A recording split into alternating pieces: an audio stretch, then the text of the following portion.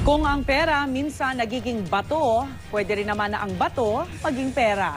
At yan po ang pinagkakitaan ngayon ng ilan nating mga kababayan. Nagbabalik si Athena Imperial. Tirik ang araw pero abala sa pamumulot ng mga bato sa ilog ang 24 anyos na si Junjun. Ang mga batong napulot kapalit ng perang pangtusto sa pang-araw-araw na pangangailangan ng kanyang pamilya.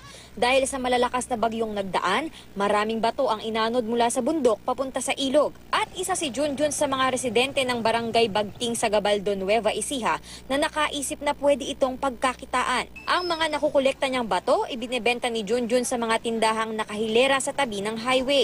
18 pesos kada kilo o 35 pesos kada sako ang bentahan ng bato. Benta nyo na yun sa ano? 300 300 po. So kumikita naman po kayo talaga? Kumikita rin po kami ng account.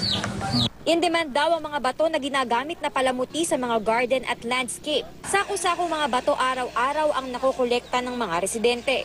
Ang dating mumunting kabuhayan lang, isa na ngayong lumalagong industriya sa bayan ng Gabaldon. Nang bumaha, sinubukan ko na sagot ko naman po, na umundad naman po yung hanggang sa naggaya-gayahan na po kami, hanggang sa nagkinihanap buhay na po na.